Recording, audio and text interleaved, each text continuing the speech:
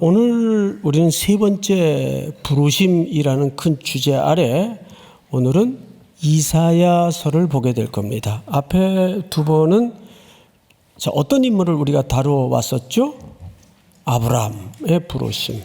아브라함의 부르심.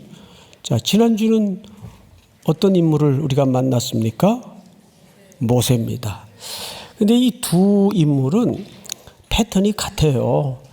하나님이 그들을 부르셨고 그 부르심에 그들이 응답한 단순한 과정을 담아내고 있었습니다. 근데 오늘 이사야의 부르심은 굉장히 성경 전체 속에서도 중요한 몇 가지 개인적인, 시대적인, 또 교회 공동체적인 메시지를 담고 있습니다. 혹시 이사야서는 몇 장까지 있는지 아세요? 66장. 성경의 권수와 같다 생각하면 외우기 쉽습니다. 66장까지, 이건 어마어마하게 큰 책입니다. 그런데 왜 이사야의 부르심은 6장에 얹어져 있는가? 구조는 이렇습니다. 1장서부터 5장까지는 유다 백성들을 향한 기소장입니다. 기소장이라는 것은 죄를 심판해달라고 올리는 순서죠. 그래서 1장서부터 5장까지는 이스라엘, 특별히 유다 백성을 향한 그 죄, 불순종, 물질 만능주의에 함몰되어 있는 우상숭배, 이런 내용들로 5장까지 꽉 기소의 내용으로 차 있어요. 그러면 7장서부터는 어떤 내용이 담아져 있는가? 7장은 임마누엘의 약속입니다. 그래서 거룩한 씨, 남은 자, 이런 내용들로 쭉 66장까지가 이어집니다. 근데 그 중간도 아니죠. 앞부분 중간쯤에 6장이 끼어들면서 이사야가 역사의 전면에 소명을 받아요. 근데 이 소명은 독특한 것이 뭐냐 하면 하나님의 부름에 이사야가 어떻게 응답하는가가 초점이 아니에요. 이 이사야를 역사의 전면에 부르실 때 하나님은 어떤 구조로, 어떤 순서로 부르시는가를 매우 조밀하게 기록을 했습니다. 그래서 이 대목을 소명의 해부학이라고까지 부를 정도로 성경 어디에도 한 인물을 부르시면서 이렇게 자세하게 기록한 대목이 흔치 않아요. 그러면 이제 본론으로 들어가서 6장 1절을 한번 보십시다. 우리 전체 한번 같이 읽어볼까요? 시작. 우시야 왕이 죽던 해에 내가 본즉 주께서 높이 들린 보좌에 앉으셨는데 그의 옷자락은 성전에 가득하였고. 우시야 왕이 죽던 해라고 되어 있어요. 우시야 왕은 유다의 왕으로서 16세의 왕이 됩니다. 일찍 됐죠. 그리고 나서 52년을 통치해요. 그리고 이 우시야 왕이 통치하던 해는 거의 솔로몬 왕국의 번영을 구가할 정도로 맘먹는 번영의 시기입니다. 심지어는 다른 나라에서 조공도 받아요. 그리고 최고로 영토가 확장되던 때고 정말 흥청망청 먹고 살 정도로 번성기입니다. 그러니까 이 왕의 세상적인 치적은 절대적이에요. 근데 어느 날 그 절대적일 거라고 믿었던 권자가 무너집니다. 사실 이 왕만 조명해서 성경을 보면 왕의 말로는 썩 그렇게 유쾌하지 않게 죽음을 맞습니다. 본질은 교만 때문이에요. 이 권자가 무너져요. 그리고 이 세상은 정막강산처럼 텅 빈 듯한 무서운 고요로 들어갔습니다. 백성들은 혼란에 빠졌고 무엇보다도 거짓 소문과 가짜 소문이, 가짜 뉴스가 온 백성들의 마음을 어지럽혔어요. 세상은 왕이 부재된 상태에서 절망감에 유다 백성들은 손을 늘어뜨리고 있을 때입니다. 그때 이사야라는, 이때는 아직 소명받기 전이죠. 이사야라는 한 인물을 통해서 우리에게 몇 가지를 말씀해 주시는데, 그때 이사야의 눈을 어디를 들게 합니까? 보좌에 앉으신 하늘의 그 영광스러운 보좌를 바라보게 합니다. 그런데 이 시각, 이 시선은 오늘날 우리에게 아주 중요한 관점을 줍니다. 이 세상을 보면 꼭 무엇과 같냐면 우시아 왕이 죽던 해와 같습니다. 왕이 부재된, 절대 권력이 부재된 시대입니다. 그때 우리는, 여러분들의 시선은 어디를 향해야 된다는 메시지일까요? 위에 이미 영원한 보좌에 영원한 왕이 앉아 계셨어요. 근데 성경을 다시 보시면 내가 본즉, 이 본적이라는 말은 바로 지금 그 뜻이에요. 원래 뜻이 바로 지금. 여러분, 그래 예배 끝나면 봐야지. 아니, 말씀을 듣는 가운데 여기서 스위치가 일어나야 돼요. 맞아, 내가 하나님을 바라봐야지. 뭘 내가 어디에 코를 박고 있나 떨쳐버려야 돼요. 본즉 주께서 높이 들린 보좌에 앉으셨는데, 자, 여러분, 여기 높이 들렸다는 말은 이사야 곳곳에서, 시간이 없으니까 그냥 지나가겠지만 참고 구절이 있는데, 지존하신 분에게만 붙여지는 이름이에요. 높이 들린, 지존하신 하나님 믿습니까? 자, 근데 그분의 입으신 옷자락이 지금 어디에 가득하다고 기록되어 있어요? 성전에 가득하다고 기록되어 있습니다. 이 성전은 땅 위의 성전을 얘기할까요? 땅 아래 성전을 얘기할까요? 하늘의 성전을 얘기할까요? 땅 아래 성전을 얘기할까요? 웅성웅성하지 마시고 정확하게.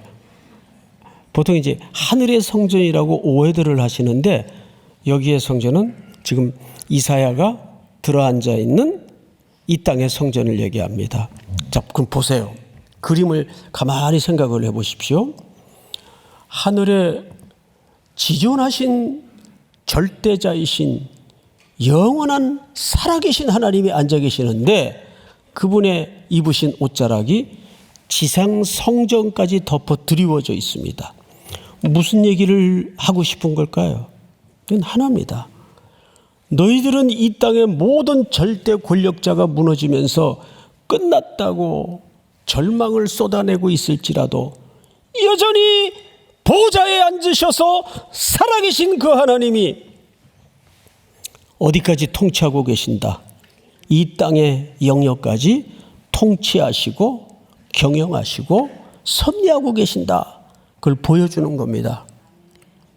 입을 가진 자마다 절망을 쏟아내지 말고, 우리가 절대 절망으로 끝날 수 없고 황폐함으로 끝날 수 없는 가장 강력한 동기가, 보좌에 하나님이 살아계시고 살아계신 그 하나님의 옷자락이 지상 성전을 섭리하시고 통치하시고 경영하신다는 차원에서 옷자락이 드리워져 있어요. 믿으십니까? 남은 하반기도 여호와께 하나님의 옷자락 밑에 보호받는 똑똑함이 있기를 축복합니다. 자, 그런데 이제 2절을 한번 같이 보실까요? 2절 시작.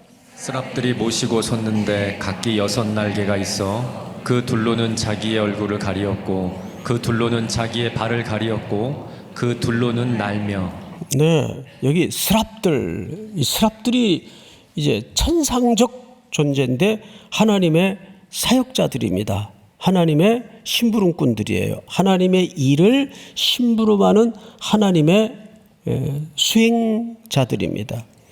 자, 그런데 이 6날개가 있어요. 둘은 어디를 가리죠?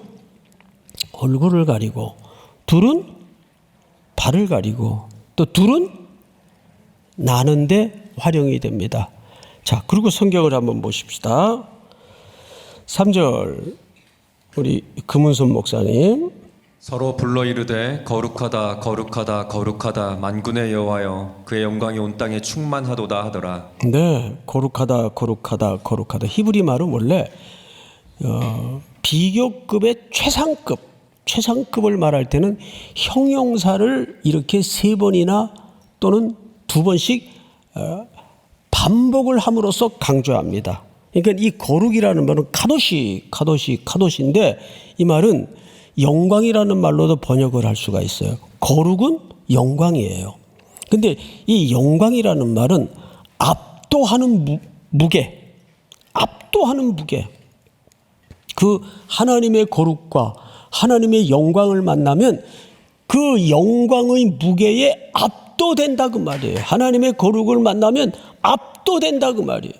그래서 베드로가 물가에서 예수 그리스도의 기적을 경험하고 예수 그리스도의 정체성을 발견하자 그것을 깨닫고 나서 벗었던 것으로 몸을 가리고 나는 죄인으로서이다 나를 떠나소서 그래요. 이게 무슨 얘기일까요? 여러분 5절을 건너뛰어서 한번 볼까요? 그때에 내가 말하되 화로다 나여 망하게 되었도다. 이 망하게 됐다라는 말은 내가 끊어지게 되었도다.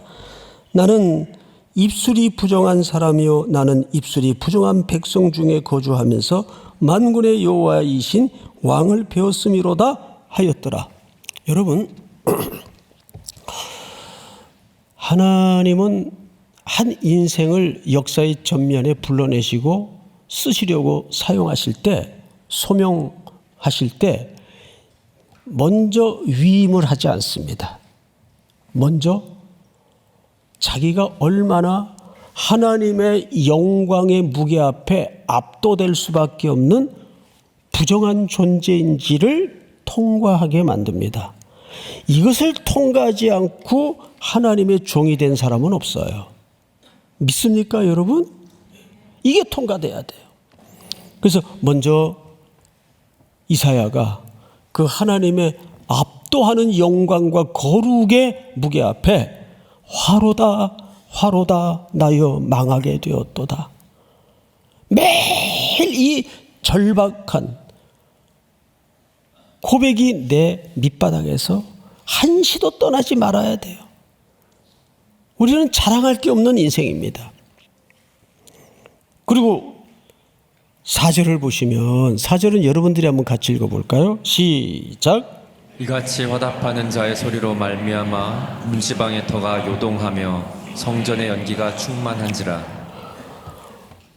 그냥 터가 흔들린 게 아니라 문지방의 터예요. 여러분 왜 하필 문지방일까요? 문지방은 뭘 구분하죠? 성전과 바깥을 구분합니다. 맞죠?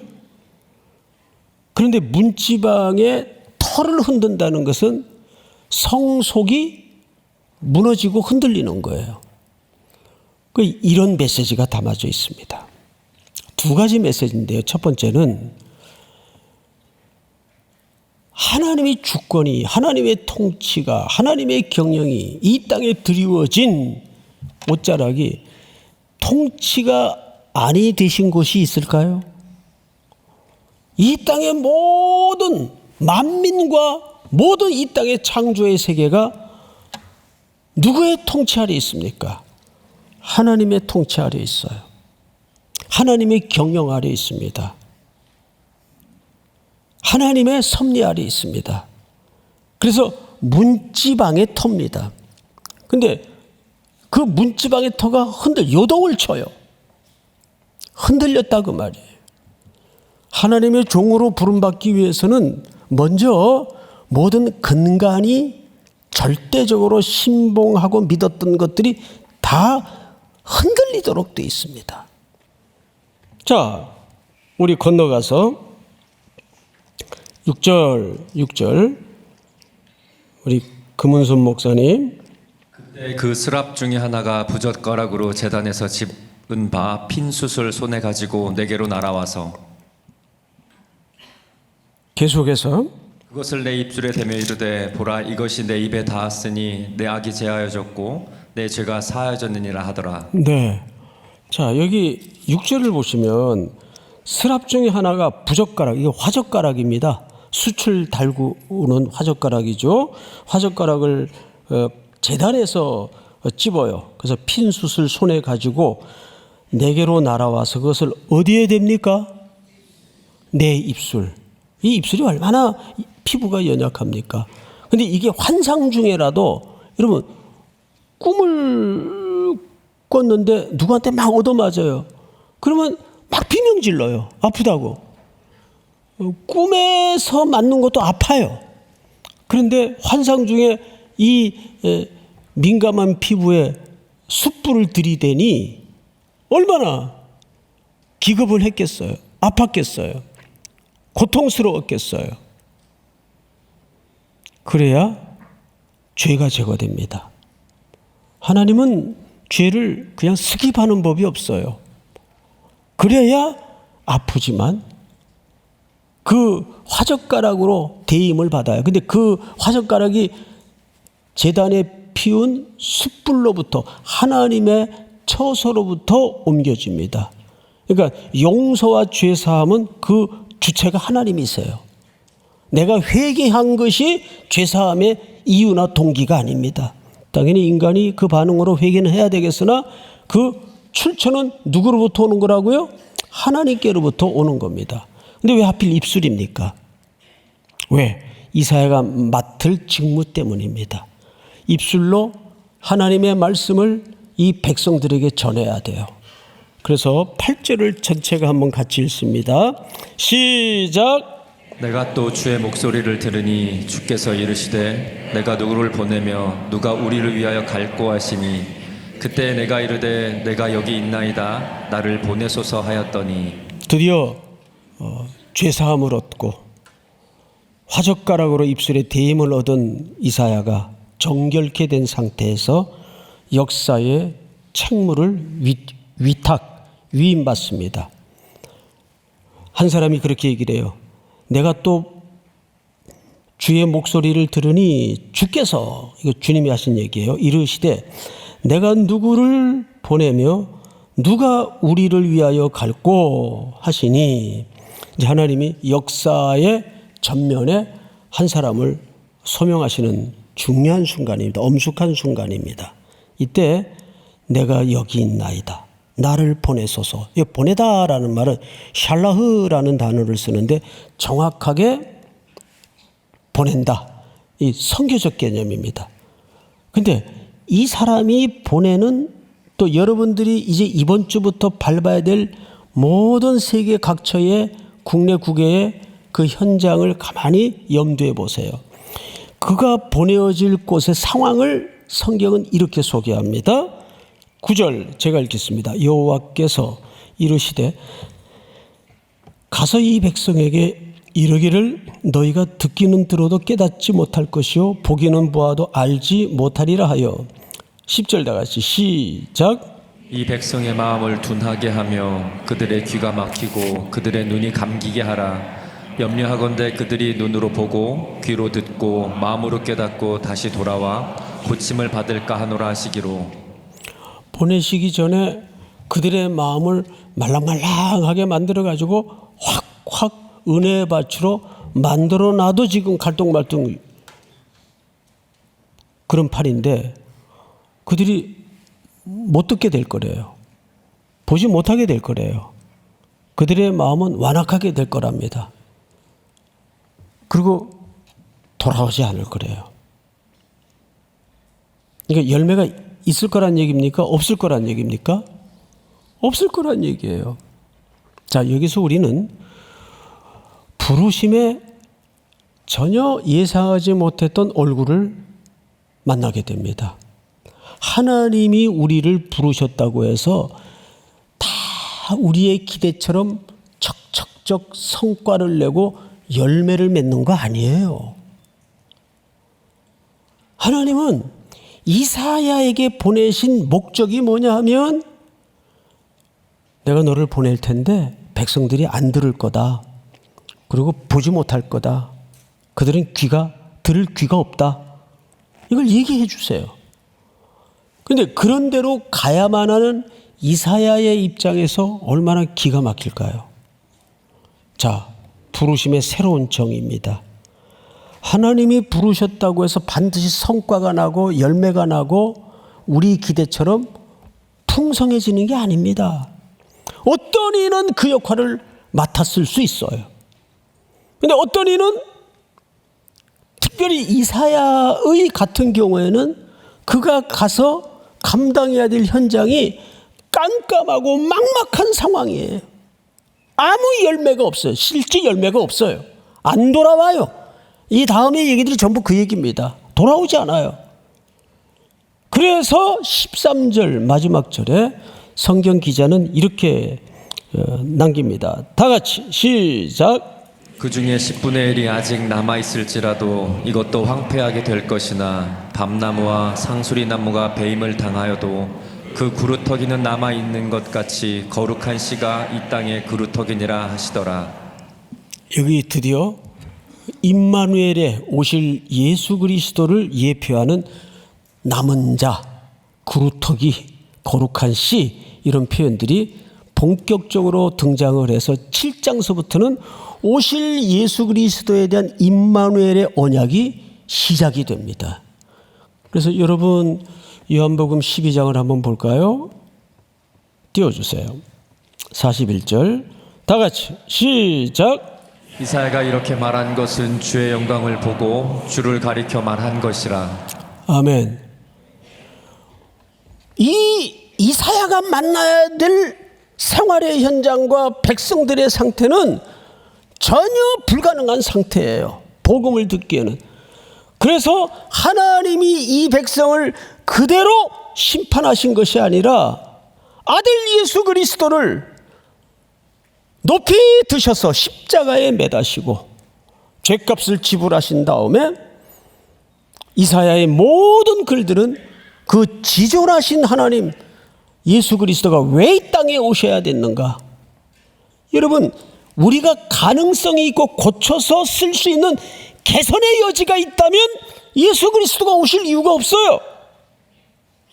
우리에게 희망이 없기 때문에, 절망적 존재이기 때문에. 그럼에도 불구하고 우리를 포기하지 아니하시고 아들에게 그 죄과를 다 전가하셔서 우리를 건져내시는 하나님의 사랑을 담아내고 있는 겁니다.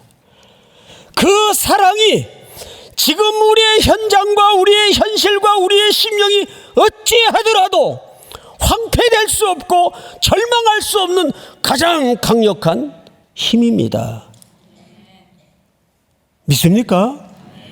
남은 하반기도 하나님께서 그렇게 여러분들을 인도하실 것입니다. 개인과 가정과 교회 공동체와 이 시대를 그렇게 인도하실 것입니다. 담대하게 십자가의 내 죄를 대신해 죽으신 그리스도를 바라보고 믿음의 주요 또 온전하게 하시는 이 예수를 바라보는 하반기가 될 수 있기를 축복합니다.